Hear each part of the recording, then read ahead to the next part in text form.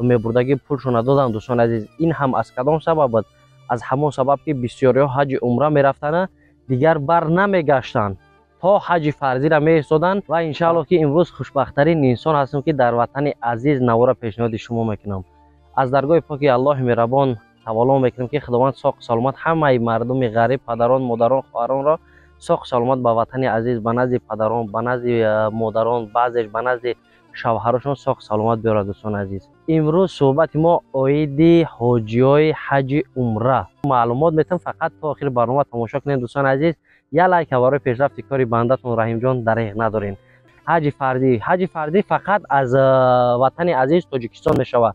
ҳама вақт ҷиҳати бадира партофтан дар кор, аз хубӣ гап задан дар кор. вақте мо хонаи худо мерем, бисёрош мегӯянд ки иҷа рафтем фалон буд, иҷа рафтем фалон буд. чӣ ба як кас фақат камбудӣ мекунем. Rahim Production. диққат дӯстони азиз, инак ширкати Муҳиддина ба ҳар яки шумо тавсия метем ки беҳтарин ширкате барои гузарондани граница ба ҳар яки мо шумо кӯмак мерасонад. дӯстони азиз, номерое ки дар рӯи экран мондагиа метавонед занг занед, аз номи канали Rahim Production гап занед. иншааллоҳ бо хизматрасонии хуб ва бо мошинҳои комфорт шуморо бурда меоранд. дӯстони азиз, ширкати Муҳиддин ба як районе ба чандин блогерои дигар ҳамкорӣ дорад ки бисёр бизнесаш руст ёфтагиай чанд намуд мошинот дар хизмати шумо. чӣ каму косагӣ мешавад дар комментария нависем ва номерои дар рӯи экран асай метавонед ки пура маълумота ба ҳар яки шумо пешниҳод кунад ки кадом рӯз сафар доранд, кадом рӯз не.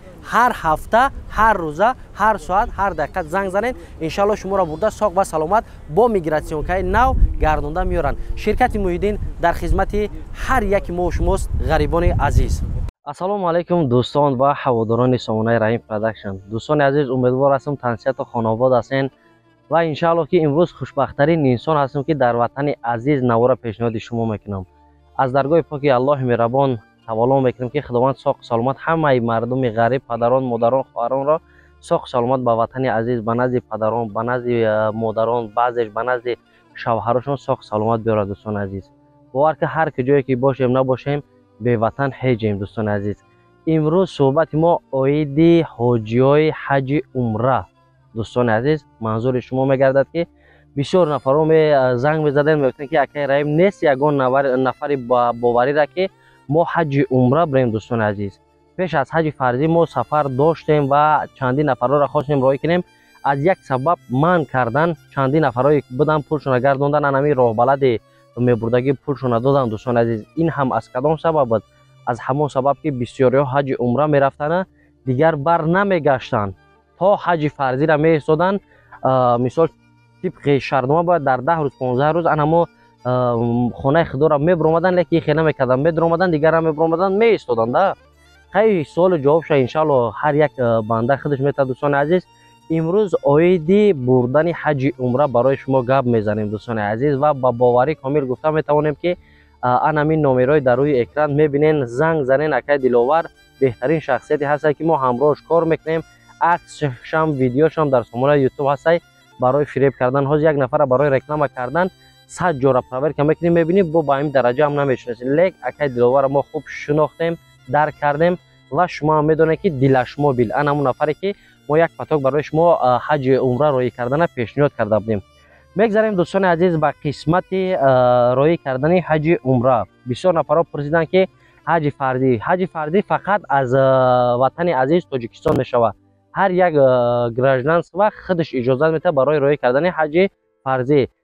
Россия ҳуқуқ надорад ки граждани тоҷикистон ҳаҷи фарзӣ роҳӣ кунад. дӯстони азиз, фақат ҳаҷи умра метавонад ки граждани Россия, граждани СНГ яъне тоҷикистон ҳам ҳаҷи умра бираванд. инак боз оғоз шид ҳаҷи умра рафтан. дӯстони азиз, ҳаҷи умра, дӯстони азиз, шумо мегуфтед ки нарх навоша гап занен, аз кай то кай меравад, чанд рӯза доранд, дар дурунаш чӣ медорояд, дар гасниса аз Макка чанд қадр доранд, аз масҷиди паёмбар Муҳаммад саллаллоҳу алайҳи ва алиҳи ва саллам чӣ қадар дурай.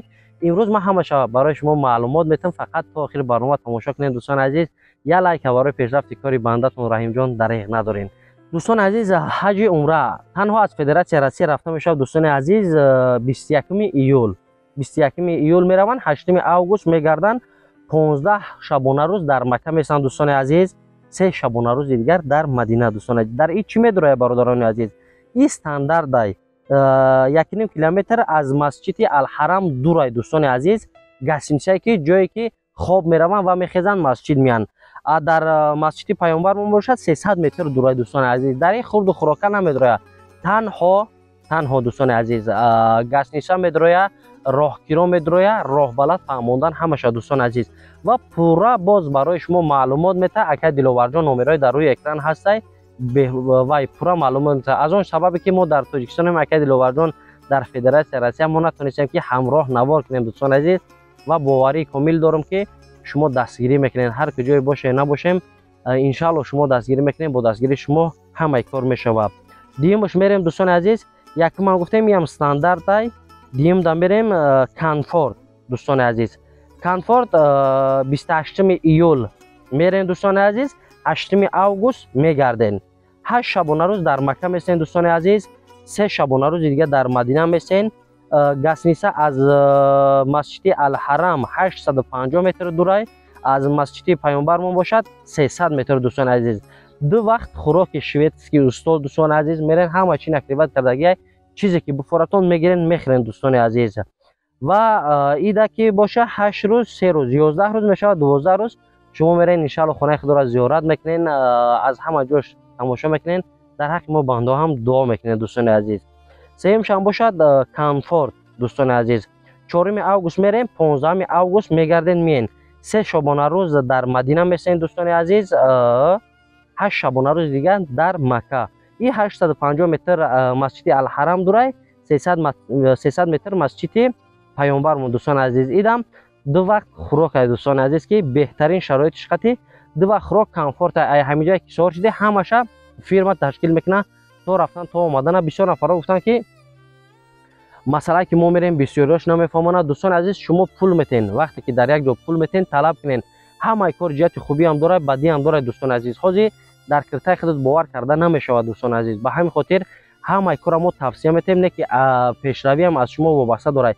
وقتی که رفتی همونجا برای تو شرایط خوب پیشنهاد میکنه، تو زنگ بزن، گروه دارین، راهبر تگرزه که ما پول دادگیم در این سال زمان شما را هیچ که به پول نمیبره. وقتی پول خطی میبره طلب میکنین دوستان عزیز، بهترین خوبتر میشه. خیلی که یک دو حاجی را روی کردیم خطی همسراشون رفتن به نهایت دعای خوب دادن. بعضی کمبودیا بودن که جهت خوبش گفت که میگن که همه وقت جهت بدی را پرتختن در کار، از خوبی گپ زدن در کار. وقتی ما خانه خدا میریم بسیاراش میگن که اینجا رفتیم فلان بود، اینجا رفتیم فلان بود، چی به یک کس فقط کمبودی میکنن بسیاراش. یک تا دو تا سه تا همه یک چیزی خوب شگفت زنه که مردم راحت نه و دیگران هم بروند زیارت کنند دوستان عزیز. از همه چیزی در دنیا آرزوی هر یک مردم مسلمان چیه؟ خانه خداوند زیارت کردن دوستان عزیز. سیمش دوستان عزیز میریم کانفورت گفتیم خیلی 28 4 تا 15 ما گفتیم ایش استاندارد 8 میریم 29 اوگوست میگردن مین دوستان عزیز. ایش میدونین چندم میشه؟ 3 شبانه روز در مدینه میسین. اول پرواز از مدینه سر میشه، 3 شبانه روز در مدینه میسین، 18 شبانه روز دیگه در مکه دوستان عزیز. دوریش گسنیسه از مسجد الحرم 1.5 کیلومتر دوره، از مسجد پیامبرمون باشد 300 متر دوستان عزیز، 300 متر دوره. انا چهارمش کی باشه، چهارم شاید ما برای شما گپ میزنم. کورس قطعی فقط با دلار میبرند دوستان عزیز. پرش از شما میگن گپ میزنن، نرخ نوا هر روز کورس نگاه میکنن دوستان عزیز. وقتی که شما همین روز تماشا میکنین شما با این کورس گپ زدن نمیتونین، چون که روسی را با دلار پیرواد میکنین، دلار قبول میکنن. کورسی همون روزه روسی را میبینن چنده. ممکن تو بگیری ارزان تر بگیری، حتی بگیری کمتر رادیز بگیری، فقط کورس نگاه میکنین دوستان عزیز. با همین کورس میگیرین ان شاء الله میرین اکا دلوارجان تو ایرپورت هم میبره. فقط شما زنگ بزنین برای پر دقیق کردن میرین آفیسشون میبینین، شما میسپارین دوستان عزیز. همه داکیومنتاسیا را خودشون میکنن، شما یگان جا داو نمیکنین. شهروندای روسیه هم میتونن رفته، شهروندای تاجیکستان هم میتونن رفتن. شهروندای روسیه از تاجیکستان نرخش ارزان تره که به همین خاطر نمره اکا دلوارد زنگ بزنین، پر معلومات برای هر یک شما میرسونه که از کی بلیط داریم تو کی داریم کدام چیزلاش پرچیدگی همش دوستان عزیز برای شما میفهمونه. امروز خواستم که انم یک کار خوبه برای شما پیشنهاد کنیم همراه اکا دلوردان. ان شاء الله که نفرای میرین در حق ما دعا کنین، نفرایی که رفتن نمیتونین ان شاء الله امید بندین که یک روز شما خانه خدا را زیارت میکنین. با نفرایی که انم خیلی آدمایی را میگفتن برای رای کردن یگان نفری نداشت که راه بلدیشون کنه، همین نوار دوستان عزیز رای که انشالله در حق شما هم دعاگو میشیم. هزار رحمت. کسی که در افنین دوستان عزیز یک لایک ابوجک یک کامنتر خوب در زیر ویدیو بنویس برای پیشروی دادرتون رحیم جان بهتری میشوند. خداوند نگهبان هر یکی ما و شما دوستان عزیز. خیر تا برنامه‌های آینده دستگیری فراموش نمیکنید.